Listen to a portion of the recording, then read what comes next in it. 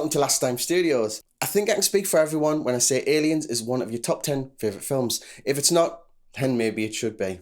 It's without a doubt endlessly rewatchable, and there's so much praise to be given to the creators of the film, I don't think I'd know where to start. Now, before I continue, Last Time Studios are really trying to hit 1,000 subscribers, so it'd be totally awesome if you could hit the like and subscribe button. It means a lot to us. For some reason, every time I watch Aliens, I really want Drake to survive. In fact, I jokingly think that every time I watch it, maybe he's going to make it to that APC. But the time of multiverses and alternate timelines is here, right now.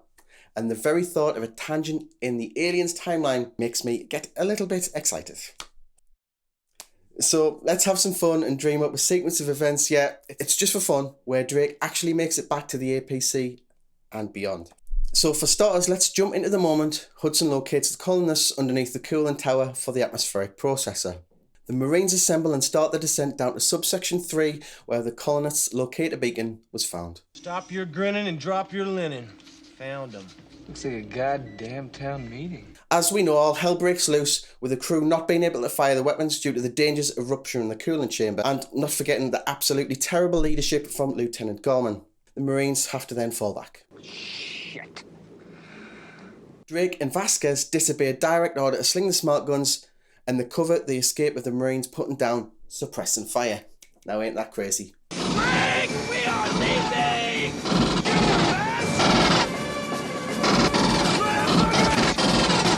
Drake's smart gun runs empty or malfunctions, and he switches to the flame unit hosting the xenomorphs. Hicks, Hudson and Vasquez make it back to the APC, just as the xenomorph is to Drake's right.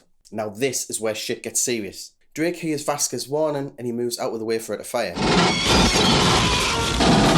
The alien's destroyed, but by a twist of fate, the acid spray doesn't hit Drake. It just misses, and then he rushes into the APC. Now, here's where we get into some sweet uncharted territory. I'm not going to go all butterfly effect on the situation where the whole outcome's changed. Nah, I don't want to do that. Instead, I'm going to be making some personal but hopefully logical decisions of how multiple scenes of the film would have played out differently with Drake's presence. Here we go. It's game time. As the doors have now not been set on fire and there's nothing to extinguish, Hicks and Drake now close the APC doors before the alien is able to attempt a breach. That, of course, saves the shotgun from the acid damage so it can be used later, and Hudson's arm isn't injured by any acid spray. Not that that has any significance in the film later on, however, Hudson does display some sort of severe anxiety, or maybe he's less demoralised later on. Maybe. Hudson signals to Ripley to hit the gas so they can get away, but Gorman's still knocked out by the falling boxes. Obviously, we've got to take that prick out. The team now regroup in the APC to discuss the strategy of what to do next. Oh, dear Lord Jesus, this ain't happening, man. Having the extra dimension of Drake in the group, it really begs the question as to what the dynamics would be, what he would bring to the team with his skill set. Drake spent much of his life in juvie detention. This is where he met Vasquez and they bonded and had a great friendship, with both of them agreeing to join the Colonial Marines. And they specialised in heavy weaponry. Through hard work and determination, they secured postings on the same team where Vasquez was the smart gunner on the first squad and Drake was the smart gunner on the second squad. There's clear evidence that Drake harboured a resentment towards the level of compensation he received for what was a professional job. They ain't paying us enough for this, man. Not enough to have to wake up to your face, Drake. What? And he really made up for it by horsing around with Vasquez and having Hudson's life on quite a few occasions. Come on, quit messing around, Drake, come on. And following orders as loosely as he wanted, whenever it suited him. But it remains to be said that Drake was definitely in no way scared of a fight and took it upon himself to cover the escape of his teammates, putting himself in the most danger. Vasquez still comes up with several ideas to eliminate the aliens and rescue Apone and Dietrich. All right, we've got 7 canisters of CN20. I said we roll them in there and nerve gas the whole fucking nest. Drake supports the plan and agrees what should be done. Hudson keeps quiet as he knows it's a suicide mission. Ripley shuts down the argument with a suggestion, but it's 2-1, and with Drake's backup, Vasquez reiterates her point that she and Drake will go in. Hicks silences the argument once and for all. So with all the cogs turning, the outcome is still the same, a nuke in the site from orbit and the dropship is inbound. Now there's no stopping the dropship's crash and the irreversible damage it does to the atmospheric processor. The next nightmare is the supplies recovered from the dropship now need to be shared between 4 Marines, not 3. Good news is that Drake made it back with a working flamethrower and left fuel over in tow. Hicks runs through what's left of the remaining supplies. We got 4 pulse rifles with about 50 rounds each. That ain't so good. Drake, being well versed in the M240 flame unit, he strips the fuel out and combines them to make a flame unit with nearly a full tank. Hicks also retains a shotgun with 1 round in it. In fact, it's hard to say how many shots was left, but it's definitely 1 at a minimum. Following the extended edition of the film, the sentry guns go and do their thing.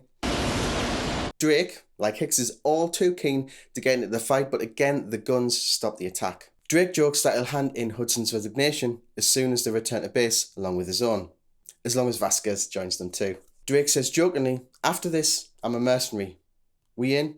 No bug hunters may apply," Hudson adds. Fucking A. Oh, hold on 1 second. Vasquez responds saying he was right. Drake responds, "Who? Frost?" He really did have a bad feeling about this drop. You always say that, Frost. You always say I got a bad feeling about this drop. Okay. When we get back without you, I'll call your folks. I suppose if you say it on every drop, you're going to get it right. Eventually. Hudson, Vasquez and Drake walk the perimeter. Burke slyly sets up the facehuggers to impregnate Ripley and Newt. When the firearms are triggered, they all meet up. Hicks jumps through the glass. Drake goes to help Newt with Hudson. Hudson gets Newt out of the way, and after 2 or 3 spray and prays, with Drake holding the metal trolley, he tells Hudson to shoot straight. The next round goes through the facehugger, killing it, saving Hudson's precious ammo. The 4 Marines now have Burke in the chair grilling him over the treachery he committed. Hudson and Drake are on the same page, ripping into him with insults and the threat of a painful death. I say we grease this rat fuck son of a bitch right now. The aliens cut the power and find a way into the compound. Vasquez welds the door shut as Drake covers the door for any potential breach, while Hudson reads out the distance of the target on the motion tracker. Hicks gets distracted by Hudson's panic attack, but he's able to spot the weakness in the compound and sees the aliens climbing on the ceiling and commences firing. Drake fires straight up into the ceiling with the flame unit, burning several drones, while Hicks, Hudson and Vasquez put down suppressing fire. Armed with his pea shooter, Gorman's able to direct some reasonable instructions, for once. Burke also decides to make his escape. Burke runs towards the lift, but this time, Gorman notices his escape. Burke gets into the lift and presses the door shut. Just as the door closes, Gorman commands and screams for him to stop, and then fires in what can only be described as frustration as the gap through the door closes nearly completely shut. Now here's where we make the audience happy. Just before the door closes, a couple of bullets squeeze through the gap, with the final bullet ricocheting off a metal beam and directly into Burke's face, instantly killing him. Somebody get me a first aid kit. Back to our fight with the Marines. Drake's flame unit has ran dry. Hudson's getting pulled through the floor by an alien. Drake picks Hudson's pulse rifle up, which only has a few shots left. Newt, Ripley and Hicks enter the air ducts. Vasquez and Drake cover their escape. An alien surprises them, which they manage to jointly fight off. Drake turns to Vasquez and tells her that he's in love with her. Vasquez says, "Yeah, I love you too, man," and instantly friend zones him. Nah, just joking. Gorman comes to the rescue, only for them to sacrifice themselves with the M4 grenades just before the alien reaches them. And that could have been the end of a potential inclusion of Drake joining the team. Of course, when it's your own story, there's a million ways you could play it out. So let us know in the comments below how you would have included Drake in the film. Do you think he would have lasted to the end? I still just love Drake as a character in the film, and it was fun exploring what could have been. He would have been a bit of a cockblocker if he made it to the end of the film, though. Let's be honest. See you, Hicks. Dwayne. It's Dwayne. And of course, remember, Hicks still has that extra shotgun round. As you know, it only takes 1 shot. I only need to know one thing. Where they are. But I hope you had fun with the scenes, adding a little Drake humour in there. Do you think we should expand further on the theory? Just let us know. Also, finally, just a little announcement. We'll be at the Birmingham cosplay event on the 26th of March. We're going to relaunch the cosplay videos in a big way, so keep an eye out for that, please. Slyly sets up the facehuggers to impregnate Ripley. Make it back to the APC just as a xenomorph. Wow! In any case, Hickson... Hudson, sir. He's Hicks. So thanks for watching. I'll see you next time.